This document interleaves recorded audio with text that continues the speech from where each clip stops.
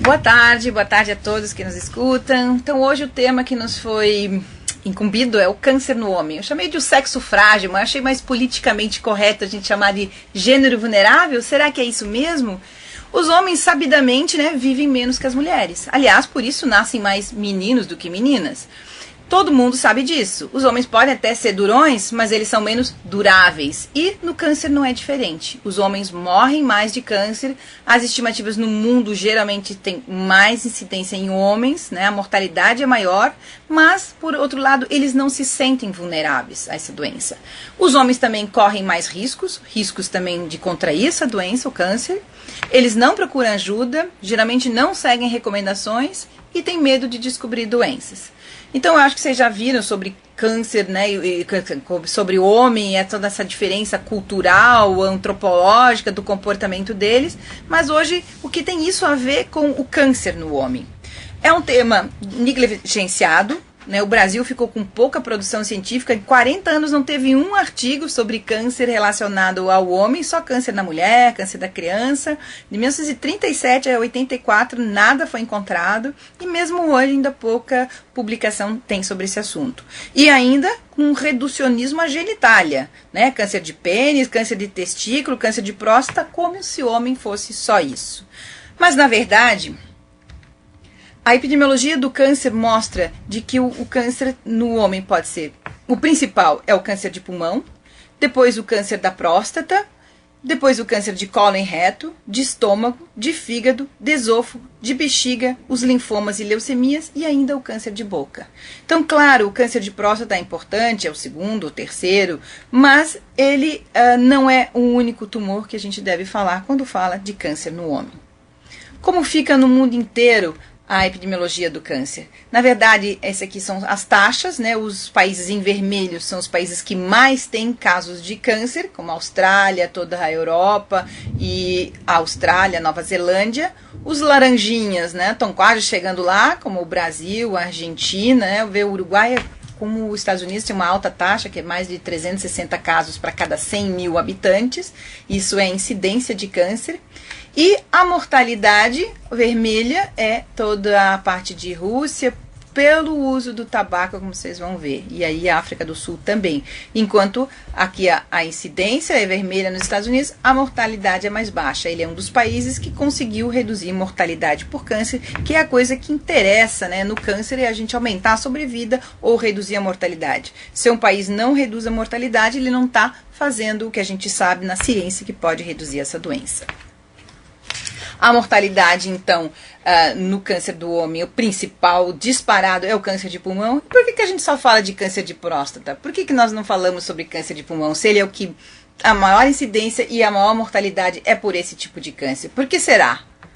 Câncer de fígado também é importante. A gente vai ver os fatores de risco. Câncer de estômago também ainda é um câncer muito mortífero. Câncer de cólon e reto está logo atrás. E aí vem o câncer de esôfago, que é um problema importante, pelo menos aqui no sul do país, em toda a Argentina, onde se toma o famoso chimarrão, mas não é o único fator de risco.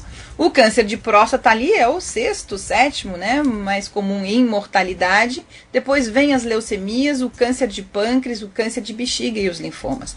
Então, as mortes, na verdade, mais importantes no homem são por câncer de pulmão, fígado, estômago e intestino e esôfago, e depois vem o câncer da próstata. Quais seriam os fatores de risco para alguém ter câncer? Tanto no homem como na mulher, o uso do tabaco é conhecido como provavelmente responsável por 20 a 30% das mortes por câncer no mundo. O abuso de álcool é em torno de 5%, uns falam 3%. A obesidade, talvez 20, 30, 35% alimentação e outros fatores de risco. O sedentarismo também tem uma fatia de responsabilidade como fator de risco para o câncer, isoladamente da obesidade. Exposições a radiações solares ou mesmo a radiações ionizantes também são causa de câncer. Exposições ocupacionais, como a gente vai ver, também predispõem, e aí principalmente os homens que têm isso 5 vezes mais do que as mulheres. Eles são muito mais expostos a substâncias carcinogênicas nos ambientes de trabalho que as mulheres, por exemplo. As infecções, que não é só HPV, né, na mulher, mas também no homem, causando câncer de pênis, e as hepatites B e C, ajudando a aumentar o risco de câncer de fígado, junto com o álcool, é claro. E a poluição ambiental também tem sua fatia como fator de risco para o câncer. Mas vamos ver especificamente no homem. Eles sempre fumaram mais. Por quê? Porque o cigarro foi um produto disseminado nas guerras. E quem vai para a guerra foi o homem, né? Hoje em dia até a mulher vai também. Mas na época as mulheres ficaram nas Primeira e Segunda Guerra fazendo os uniformes, fazendo as armas, e os homens foram para o fronte. E lá o cigarro era distribuído como um amansa-leão, como uma fonte de prazer. E por isso, né, sabidamente no mundo, os homens fumavam mais que as mulheres. Infelizmente as mulheres estão pegando esta moda, disseram para ela que ela fica magrinha e elegante e ela está fumando, e para os homens a gente disse que eles ficam broxa e eles estão deixando de fumar. Mas ainda no mundo os homens, como vocês viram aqui, sendo o Brasil, né, o Vigitel do ano passado, 18% dos fumantes são do sexo masculino, 12% feminino, isso é no Brasil, numa média de 15% de população adulta fumante no Brasil. Mas ex-fumantes, eles são mais bem-sucedidos que as mulheres. Eles param de fumar mais fácil, eu sempre digo, foi que a gente disse que interfere com a potência deles. Ou a epidemia também é mais velha, ela já está em decadência. E na mulher, esse número é ainda um pouco menor, as mulheres estão mais pegando. Se a gente for ver pesquisa nas escolas, as meninas e os meninos estão fumando em proporções muito parecidas, pelo menos aqui em Florianópolis. Então esse fator de risco, os homens estão mal, por isso eles têm esse tipo de câncer, o câncer de pulmão, como o primeiro da lista. Também outro fator de risco que os homens abusam mais que as mulheres é do álcool, que sabidamente é relacionado com alguns tipos de câncer, claro que o de fígado, mas também o de intestino. E os homens abusam muito mais de bebidas alcoólicas do que as mulheres, mas elas infelizmente também estão querendo alcançá-los. O excesso de peso, será que é mais comum no homem ou na mulher? Eles têm um senso comum de que é na mulher, mas perto, os homens, na verdade 54% dos homens no Brasil têm excesso de peso, né, ou obesidade, enquanto as mulheres é 48%. Então, como esses são os principais fatores de risco do câncer, é de se esperar que a incidência de câncer seja maior nos homens do que nas mulheres. Além disso, os homens se expõem no trabalho 5 vezes mais do que as mulheres. E não é só o benzeno, é o frentista no posto de gasolina, é o cabeleireiro que pinta cabelos, vários processos produtivos de trabalho que lidam com amianto, com poeiras de madeira, com poeiras de sílica. Tudo isso ajuda a aumentar o risco de câncer. Então, o que a gente pode fazer, o que a atenção primária pode fazer para impactar na mortalidade, né, por câncer nos homens? A linha de cuidado é desenhada como uma consulta com o médico generalista na atenção primária, né, onde ele pode fazer tanto o rastreamento dos cânceres, que a gente mais ou menos conhece só colo de útero e mama. Hoje eu vou apresentar um outro possível de ser rastreado, mas só um.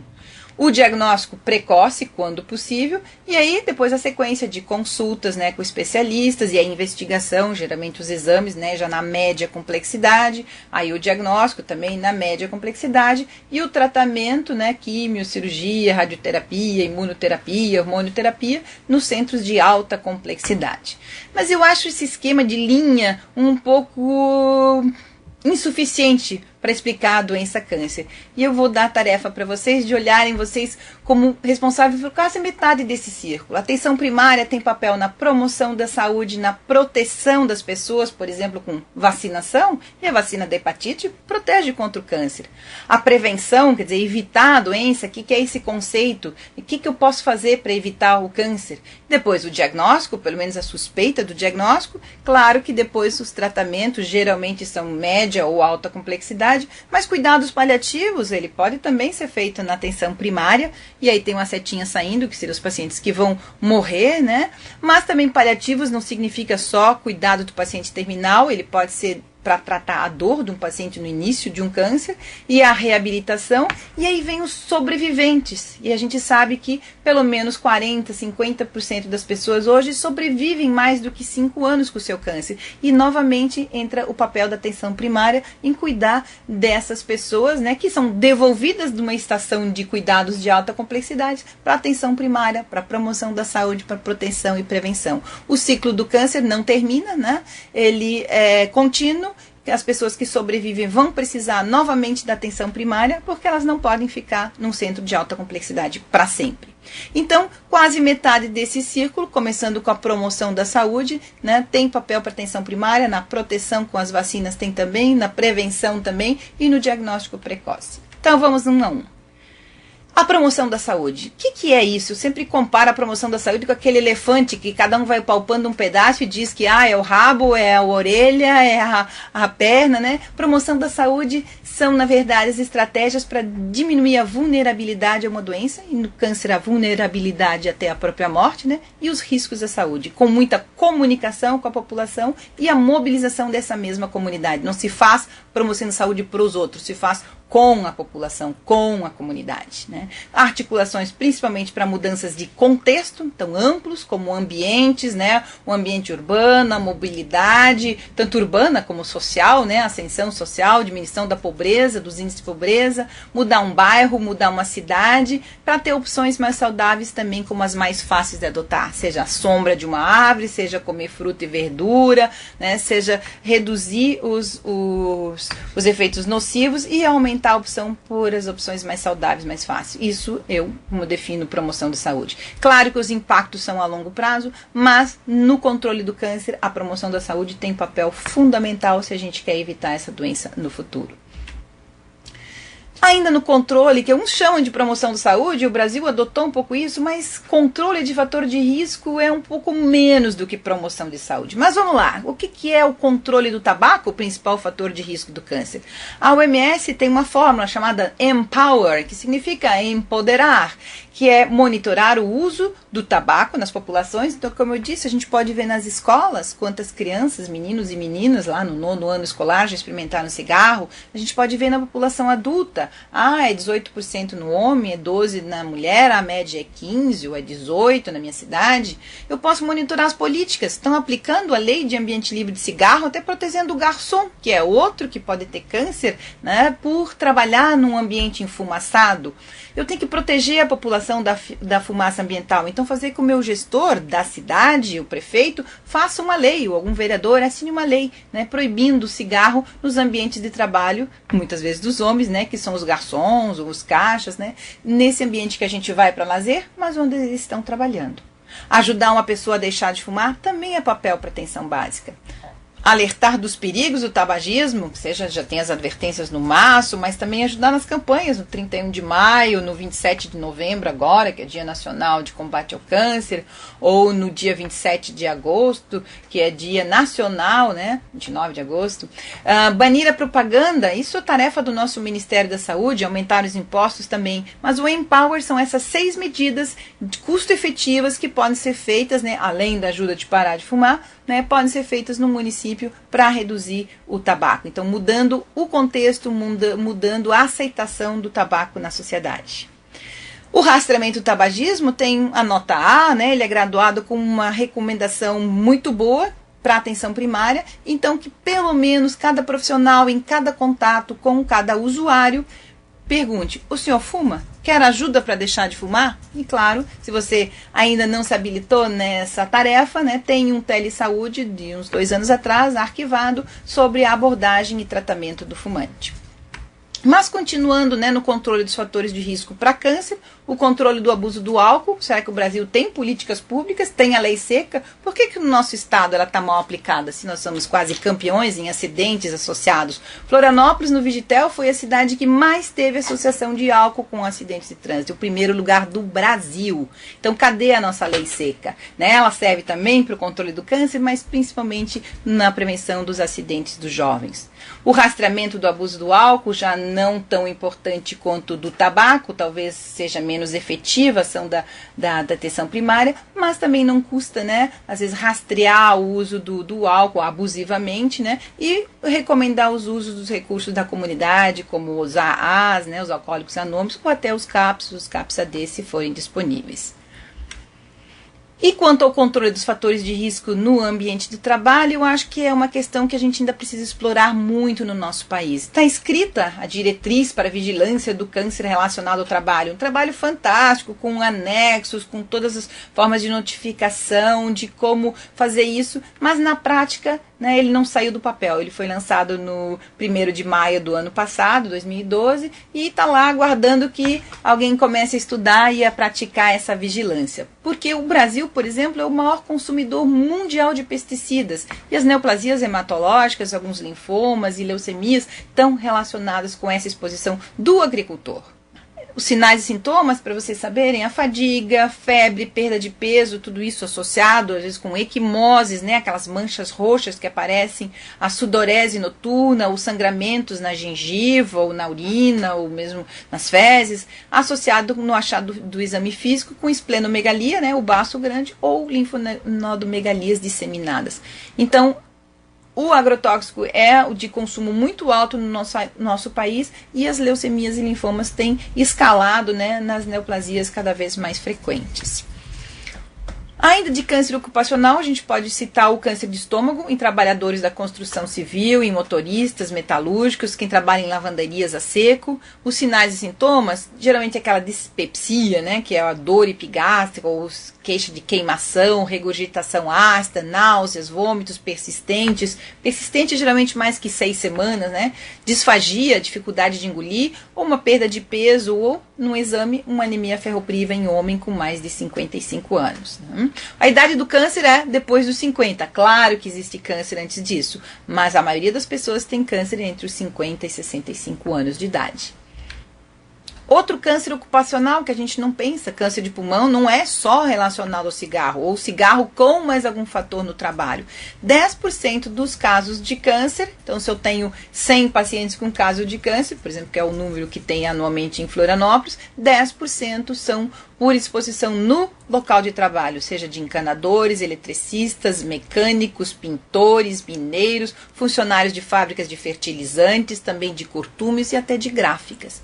Os sinais e sintomas de um câncer de pulmão: tosse crônica, né, aumento da secreção, ou então hemoptise, num paciente até que tem já DPLC, dor no peito, dispneia. E principalmente pensar quando o paciente é fumante ou ex-fumante por associação dos dois fatores de risco. Então, dá para defender o homem do cigarro, do álcool, da exposição no trabalho. São realmente medidas grandes de saúde pública, difíceis, né? E na prática do dia a dia, o que eu posso fazer? Que a gente chama de downstaging, né? Tentar reduzir o estadiamento de um câncer, pegar um câncer no comecinho, né? Com as estratégias da detecção precoce, que podem ser dividido em diagnóstico precoce e rastreamento do câncer. Vamos ver cada um. Diagnóstico precoce é diagnosticar a doença em fases iniciais em alguém que tem um daqueles sinais e sintomas de um câncer, né? De todos aqueles que eu falei no homem, os 10 principais pelo menos. Nem sempre é factível e tem limitações. Por exemplo, o câncer de pulmão é muito difícil diagnosticar no estadio 1. Só se o cara tem um acidente e faz um raio-x por acaso e descobre aí, né? Mas ou como eu tive um paciente que o filho disse: mãe, pai, faz um raio-x, você fuma há muito tempo, e ele achou um câncer de pulmão. Mas assim, geralmente por sinal e sintoma ele só dá quando é avançado. Mas tudo bem. E além dessa estratégia para detecção precoce, existe o rastreamento. E o que é isso? É procurar doença em pessoas saudáveis, portanto, sem nenhum sinal e sintoma da doença. Ou seja, como fazer o Papa Nicolau na mulher a cada 3 anos, né, a partir dos 25 anos, ela não sente nada, nem é para sentir. Então é fazer um exame de botar na peneira e ver quem provavelmente tem de quem provavelmente não tem a doença. A palavra screening, rastrear, vem de peneirar, de tentar separar quem tem mais risco, né, de ter, talvez com um exame simples, barato, fácil, e tentar descobrir essa doença e reduzir a mortalidade. Esse é o objetivo do rastreamento. Se eu não reduzo a mortalidade, eu não procuro doença. Se eu não tenho o que oferecer, eu não tenho que procurar. Então, é uma tecnologia né, em saúde, com riscos e benefícios. Todo mundo só pensa nos benefícios, vou rastrear tudo que é câncer e eu só vou ter benefício. Não, ela tem também riscos e riscos que podem ser muito sérios. Então ela precisa de comprovação de redução de mortalidade, de custo-efetividade, né, e para ser incorporada numa medida de saúde pública. Por isso que só existem 3 cânceres, daquela centena, né, são quase 200 diferentes tipos de câncer, só existem 3 para os quais a ciência já provou de que o rastreamento reduz a mortalidade. Vocês conhecem, né, na mulher, o câncer de mama e de colo de útero, e no homem hoje eu vou falar do câncer de intestino. Vamos lá. Então, será que promover diagnóstico precoce, rastreamento, que todo mundo imputa, né? Mas tem que ser na atenção primária, porque o médico do posto não pensou no câncer. Nem sempre é possível diagnosticar precocemente um câncer. Será que existem evidências científicas publicadas no mundo que a atenção primária é importante para o diagnóstico precoce do câncer? Será que no homem eu tenho que fazer o PSA? Ou será que é o PSO? Será que o diagnóstico precoce é realmente factível em todo mundo? Eu tenho que educar a atenção primária sobre sinais e sintomas do câncer? Isso muda a mortalidade? E qual é o efeito de campanhas na sobrevida por câncer? São todos estudos que têm poucas respostas. Eu vou trazer algumas delas e algumas estão em aberto para vocês mesmos estudarem, né, no seu contexto. Então, diagnóstico precoce de câncer. Por que às vezes é difícil fazer o diagnóstico de uma neoplasia em estágio inicial? Porque alguns só dão sintomas quando já estão avançados. Por exemplo, câncer de pulmão, câncer de fígado, câncer de pâncreas, câncer de esôfago. Não dá para fazer diagnóstico precoce de câncer de esôfago, não dá para pensar. É muito difícil. De pâncreas, provavelmente também. Isso, a literatura é muito conflitante, não existe um consenso sobre isso. Mas, geralmente, esses tipos de câncer só aparecem tardiamente. Mas tem outros, sim, que dá para diagnosticar precocemente se a atenção primária, os profissionais todos tiverem uma habilidade, né, conhecer os sinais e sintomas daquele câncer, que vai depender da nossa formação acadêmica, como é que as universidades nos formaram, será que eu estou tendo educação permanente sobre câncer, ou até usando o telesaúde, que é uma oportunidade de ouro para aprender e se atualizar sempre. Então, quais poderiam ser diagnosticados precocemente, já que pulmão, pâncreas, esôfago são difíceis de eu pensar? Mas o câncer de boca talvez não é tão frequente, mas a tecnologia é barato. É só abrir a boca e perceber. Eu vou mostrar depois os sinais e sintomas, né? De cabeça e pescoço também não, já precisa para uma laringe fazer um exame mais profundo, mas eu posso perceber gânglios. O câncer de intestino, eu posso conhecer os sinais e sintomas e perceber, e eu vou até falar do rastreamento dele também. O câncer de próstata eu posso pegar pelos sinais e sintomas. O de bexiga eu posso ter um estadio inicial se eu conhecer os sinais e sintomas. O de estômago é discutível, mas talvez eu possa também diagnosticar precocemente. E do câncer de pele eu resolvi não falar pela limitação de tempo e eu sugiro que vocês peçam um telesaúde só sobre diagnóstico de câncer de pele. Então, qual o papel da atenção primária no controle do câncer? Suspeitando o diagnóstico de câncer, daqueles que dá para diagnosticar precocemente. E sempre, então, a dica é rever sinais e sintomas de um paciente que não resolve no esperado. Você pensou que era uma coisa, era uma dor de garganta, que ele estava rouco por isso, e passou 3, 4 semanas, 5, não melhorou? Revise o caso. Pode ser, principalmente se ele for fumante, um câncer de laringe. Né? Um adolescente que procura uma unidade de saúde 3 vezes com a mesma queixa é uma dica de pensar em câncer, mesmo que câncer em adolescente seja raro. Mas se um adolescente procura unidade 3 vezes, pense em câncer. Mesma coisa com criança. Né? Sugiro um outro telesaúde sobre câncer na criança. Então, importante pensar, a gente chama de suspeição diagnóstica. É muito difícil fazer um diagnóstico clínico de um câncer, né? Mas discutir com um especialista ajuda para interpretar esses sinais e sintomas, se você tem esse contato, que seja de qualquer forma, por e-mail, por telefone, né, ou encaminhando. E sempre com o paciente comunicar essa possibilidade de um diagnóstico de câncer e deixar a porta aberta para ele entrar em contato com alguém da equipe, porque dúvidas vão surgir sempre em relação a essa doença. E também esteja preparado de como dar um mau diagnóstico, que é uma outra telesaúde que a gente pode pedir.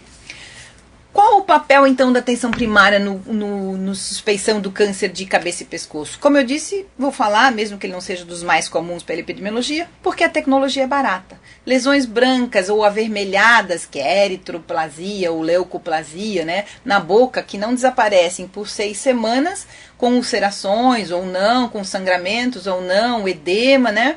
Principalmente em usuários de dentadura, que seria um fator de risco, e fumantes e alcoolistas, né? Tem que pensar em câncer de boca. Isso se ele chegar na unidade de saúde, né? Câncer de laringe também não está entre os mais frequentes, mas talvez é o 10º mais frequente aqui em Florianópolis, nos homens, é o câncer do Lula. É geralmente em homens com mais de 50 anos, né, com uma rouquidão que fica por mais de 3, 4 semanas. Geralmente também em fumantes e que associam o uso do álcool. Os meninos são 7 vezes mais propensos a isso porque eles começam a beber e a fumar antes do que as meninas. Então, é já nessa idade que eles minam o campo para um câncer de laringe. É um câncer 4 ou 5, às vezes até 6 vezes mais frequente no homem do que na mulher. A não ser que elas comecem a fumar igual o homem, né? Bom, outros tipos de câncer de cabeça e pescoço, né, e sinais e sintomas que podem ser de alarme, é a dor de garganta, que não passa, uma massa, né, na região cervical, uma dificuldade de engolir, ou até a dor de ouvido unilateral, também pensando em câncer de faringe, né, ou até de esôfago, e câncer das amígdalas ou câncer de laringe. Então, da cabeça e pescoço, a gente reviu alguns sinais e sintomas. O câncer de intestino, por que ele é importante? Porque é um dos cânceres que lentamente está aumentando de incidência no Brasil e junto à mortalidade. Quando é que eu tenho que pensar nesse tipo de câncer? Qualquer pessoa, né, um homem no caso, acima dos 40 anos, né, com sangramento retal ou alterações do hábito intestinal com tendências à diarreia ou ainda ao aumento da frequência das evacuações que perdurem por mais de 6 semanas. Ou então homens com mais de 60 anos com sangramento retal, mesmo sem alterações do hábito intestinal, e 60 anos com alteração do hábito intestinal, mas sem sangramento retal, mas com uma massa, principalmente à direita, que é o local mais comum, ou ainda uma massa no reto.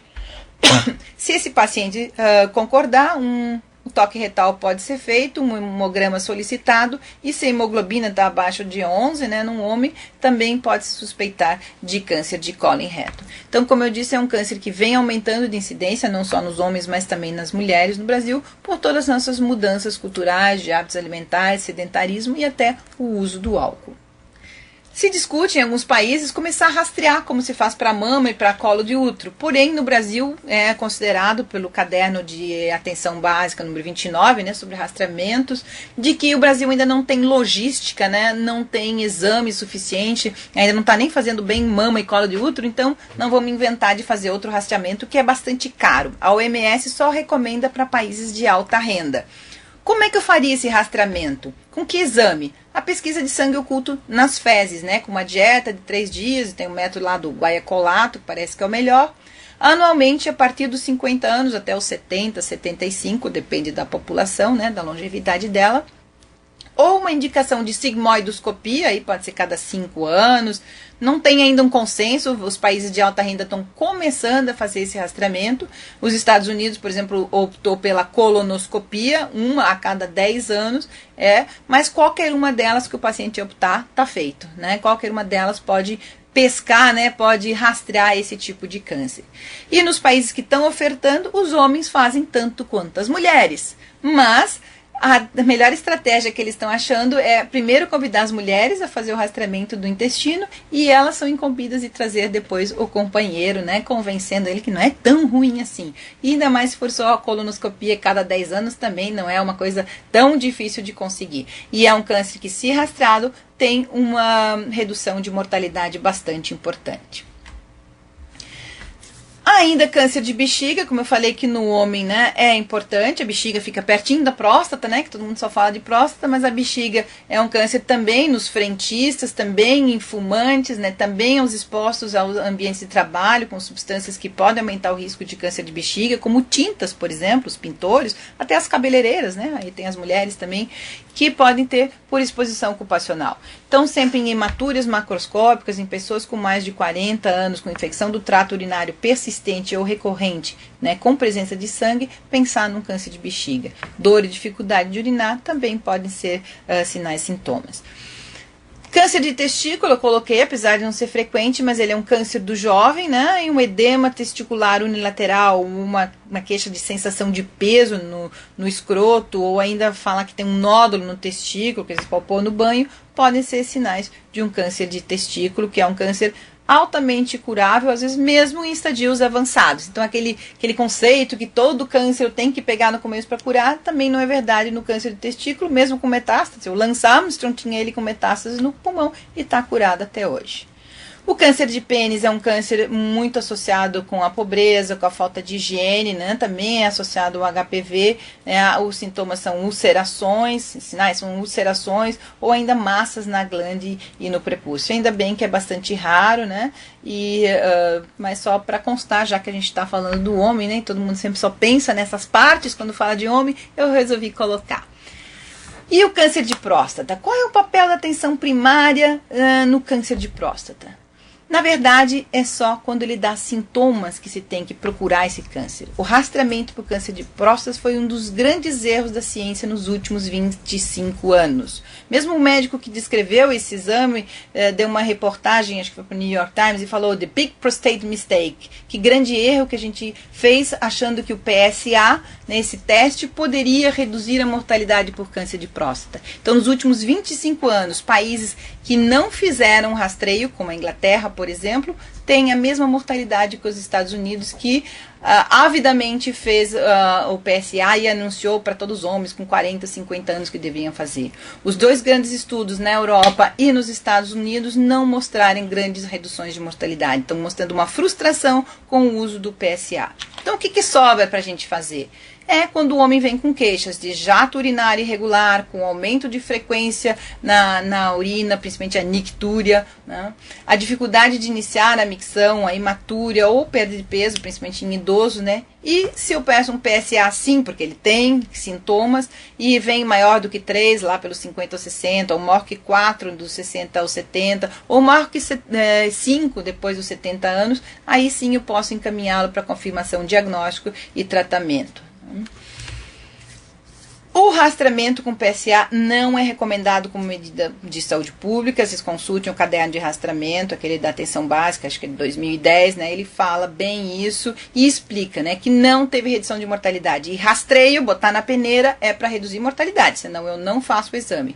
Então, expliquem para os pacientes, né, que venham querendo fazer o teste de quais são os riscos, e são muitos e são sérios, e os improváveis benefícios desse teste. Fazer o PSA pode levar para biópsia desnecessária, né, que são dolorosas, sabe como é que faz, né? Pelo reto, né? Geralmente faz 15 furinhos pelo reto para alcançar a próstata, então sempre é bom perguntar para ele se ele sabe onde é que fica a próstata, né? Que nem a mama, né? Que está visível, ele está escondido e o acesso é pelo reto, né? Que tem consequências como sangramento, perfurações, infecções e até septicemia. Então, se você não está doente, para que fazer esse exame? O tratamento do câncer de próstata, então, se ele foi descoberto pelo rastreio do PSA e depois da biópsia, né, transretal, que faz lá 15 furinhos, e que talvez esse câncer nunca se manifestasse clinicamente, ele pode trazer impotência em 60% dos homens que se submeterem a esse simples PSA e incontinência urinária para 25%, 25%. E vocês têm noção de que a indústria de fraldas tem interesse e ajuda a fazer campanhas para prevenção do câncer de próstata? Eu duvidei quando eu li isso num livro. E aí eu fiz um curso esse ano nos Estados Unidos e eu perguntei para o professor Otis Broley se isso era verdade. Ele falou sim, a Kimberly, que é uma grande indústria de fraldas, pagou ônibus que ficavam estacionados nos supermercados dos Estados Unidos, a rede Kroger, e convidava os homens a fazer o PSA. 25%, eu tenho lá bilhões de homens fazendo esse exame, é um número grande de mercado, né, para usar. Então, gente, a gente tem que ter muito conhecimento da ciência, saber o que a gente está falando, porque senão a gente vai estar, às vezes, contribuindo para vender até fralda, se a gente recomenda o teste do PSA. Então, pergunte para cada homem, né, se ele sabe onde fica a próstata, né, de que ela não é como a mama que está exposta. E na mama, se eu acho um carocinho, eu posso tirar. Eu faço um diagnóstico precoce, retiro e a mulher até fica com a mama. Agora, a próstata, se eu acho um câncer, eu tenho que tirar inteira, né? Ela é uma noz. E esse que é o problema. Nem todo órgão é igual quando eu quero fazer rastreamento. Eu tenho que pensar quanto desse órgão eu vou ter que tirar. Mesmo um outro rastreamento super mal indicado de tireoide. Eu não vou tirar meia tireoide, geralmente eu vou tirar inteira e depois usar remédio o resto da vida. Então, também é um rastreamento que não tem indicação. Eu chamo de rastreamento selvagem. Não tem ciência por trás. É só um medo irracional de uma doença que não seria descoberta e que não mataria as pessoas.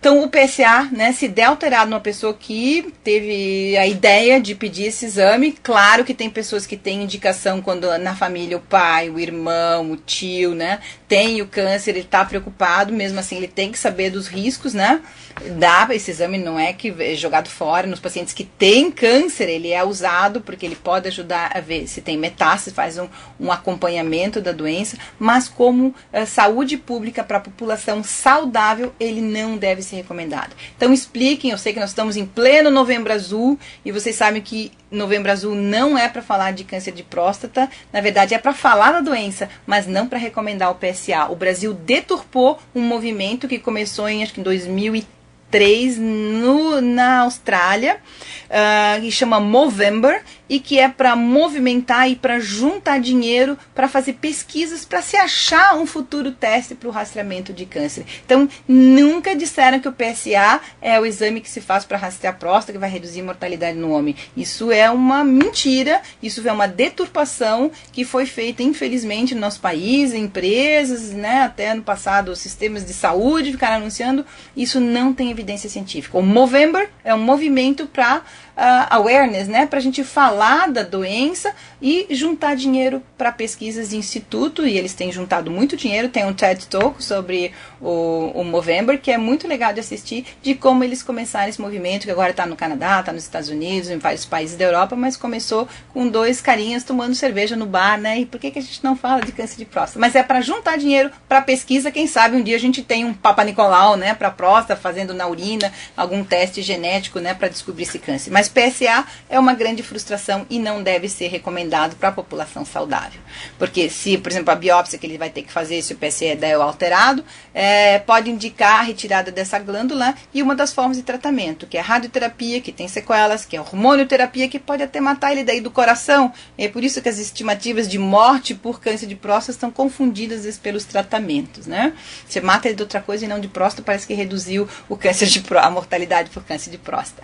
Ou então alguns médicos preferem o watch and wait, né? Diagnosticou, está com câncer, o senhor está com câncer, mas vamos ficar olhando para ver o que vai acontecer, né? Então, também você sabe que tem uma doença, mas para quê? Porque às vezes ela vai levar 30 anos para evoluir, ou então você vai morrer com outra doença, com o câncer, mas não de câncer de próstata. Então, é um câncer que tem muita deturpação de informação, então, por favor, leia o caderno da atenção básica sobre rastreamento, tem muitas informações, né? Tenha também as forças-tarefas do próprio Estados Unidos, do Canadá, né? Inglaterra nunca pediu PSA para os homens na atenção primária, então, por favor, né? Tem uma má informação no Brasil sobre isso, né? O Novembro Azul não é para recomendar PSA para o homem. Podem falar de câncer de próstata, mas não é com esse exame que a gente vai reduzir a mortalidade por ele.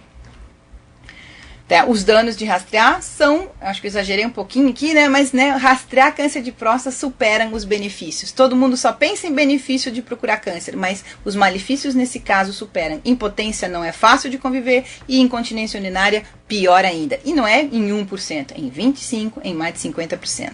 Tá? Então, são efeitos colaterais muito importantes para um exame feito em população normal que não tinha nenhum sintoma e eu vou deixá-los doentes, né? Então, o homem precisa saber isso e até assinar um termo, né, de consentimento informado que você explicou para ele se ele quer realmente fazer esse PSA. Tá? A gente lesa 48 homens para talvez salvar a vida de uma só pessoa. Então, 48 morbidades para reduzir uma mortalidade, na minha conta, isso não vale a pena, né? Mas cada homem tem que saber. Então, o homem é mais vulnerável ao câncer, sim, mas a gente pode reduzir a mortalidade, né, nos homens com uma boa gestão, com promoção da saúde, com contextos que ofereçam opções mais saudáveis para os homens e também para as mulheres, né, para toda a população, na verdade, não dá para fazer promoção de saúde só para homem ou só para mulher, né, é um contexto geral. Ajudar a organizar uma rede de atenção à saúde com vigilância e assistência, né? Então desenhar um sistema de prestação de serviços. Diagnóstico de câncer não é clínico, geralmente vai precisar de exames, né, de confirmação. E um trabalho em rede, a gente fala de rede de atenção ao trabalhador, rede do câncer, rede disso, rede para obesidade, rede. Então o que é trabalhar em rede, né? É contato de profissional com profissional, né? Ser mais proativo, estar conectado com conhecimento e com pessoas Participar de educação permanente regular, né? Câncer não é uma doença mais tão infrequente, então cada 1.000 pessoas na população você pode esperar 3 a 4 casos de câncer, são aqueles 300 mil casos para cada 100 mil habitantes, né? Reduz para 1.000, 3 a 4. Se você tem uma população adstrita ali de 1.000 pessoas, você vai ter 3 a 4 casos de câncer por ano. Então é muito importante, né, conhecer esses sinais e sintomas, pelo menos dos cânceres que dá para diagnosticar precocemente, né? O primeiro contato do paciente geralmente é com a atenção primária, que se tiver habilidade, né, para um diagnóstico oportuno e seguir, né, e tiver opção de tratamentos adequados e efetivos, pode impactar na redução de mortalidade. O futuro, talvez, no Brasil, seja a gente rastrear câncer, se a gente virar um país de primeiro mundo. Mas eu acho que tem trabalho para fazer no aqui e no agora, né, para reduzir a vulnerabilidade do homem ao câncer.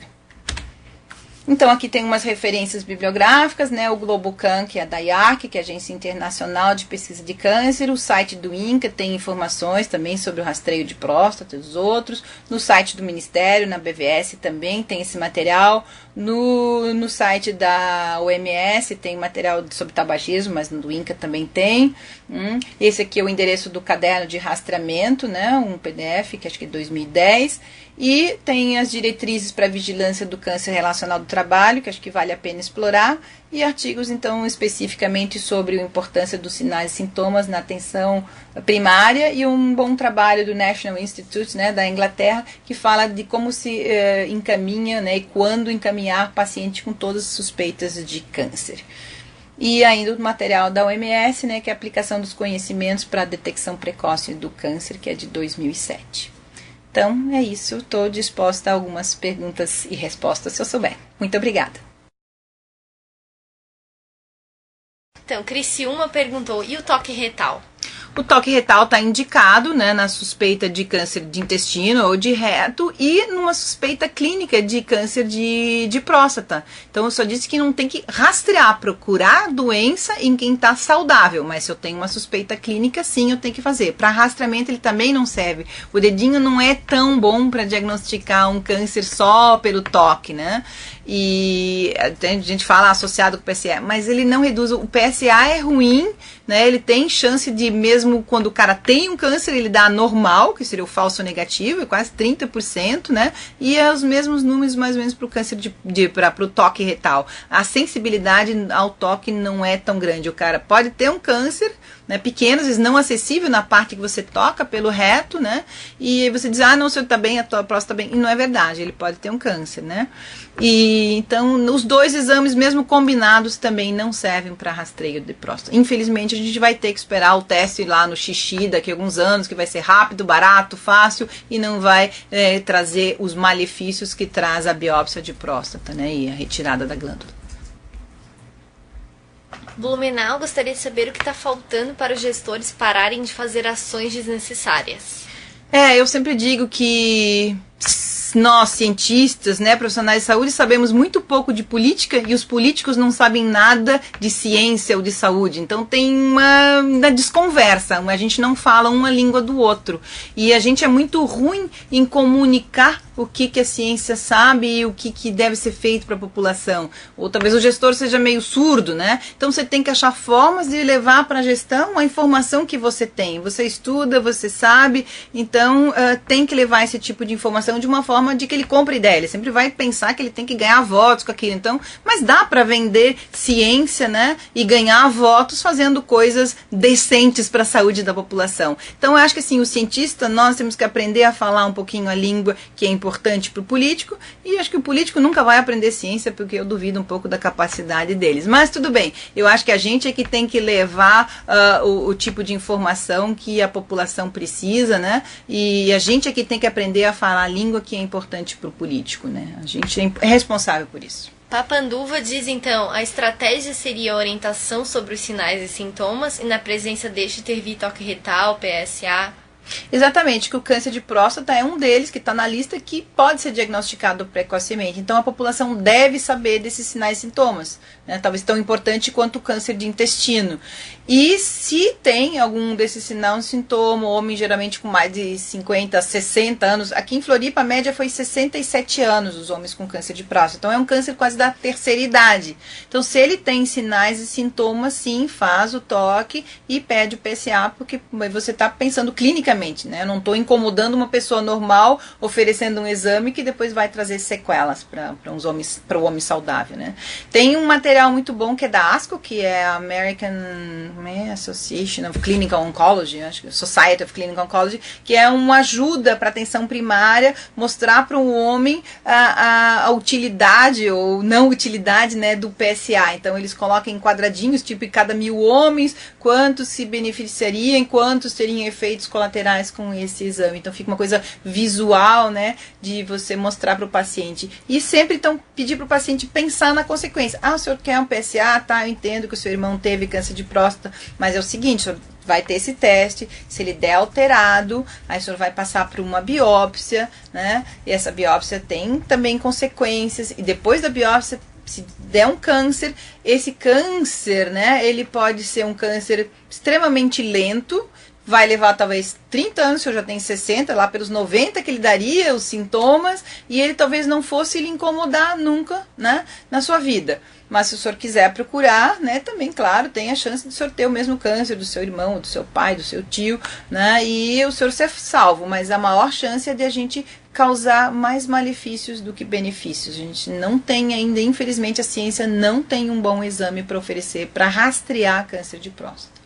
Então, boa tarde, estou aqui mais 5 minutinhos para alguma pergunta que vocês tiverem. Muito obrigado por terem assistido, participado, e espero que tenham gostado e que isso reverta para a saúde da nossa população de Santa Catarina. Obrigada. Joinville diz que tem aquela questão de aumento de sobrevida real e diagnóstico precoce. Às vezes o diagnóstico precoce não aumenta a sobrevida, mas apenas os anos com a doença. Você poderia falar um pouco sobre isso, que é um dos temas da prevenção quaternária?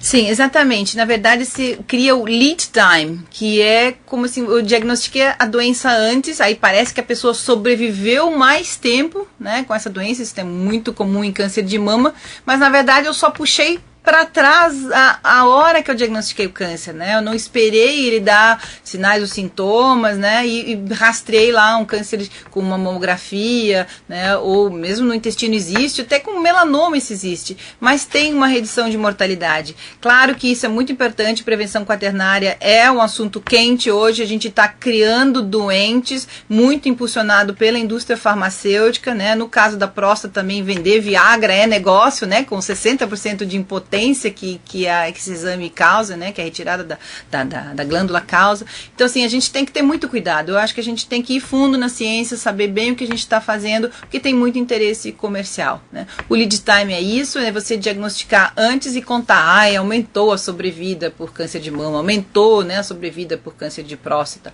Então, próstata, por exemplo, a incidência é 4 ou 5 vezes maior do que a mortalidade. Então significa que provavelmente são doenças que a gente está diagnosticando e que não afetariam a vida da pessoa. Então é muito importante, eu acho que a gente tem que ter consciência, né, de que a gente está às vezes trazendo doentes para o sistema de saúde e talvez não cuidando tão bem dos que são reais e que realmente têm essa doença, então com a estrutura de um sistema para biópsias, para diagnóstico e para tratamento oportuno. Câncer existe, sempre vai existir, ele está imbricado no nosso código genético, a gente não vai eliminar essa doença, não tem esse sonho dourado, pelo menos não agora, não, isso é inimaginável ainda. Então é uma doença que a gente tem que aprender a lidar. Ela existe, ela é real, né? Acho que a gente não precisa criar mais doentes do que já tem.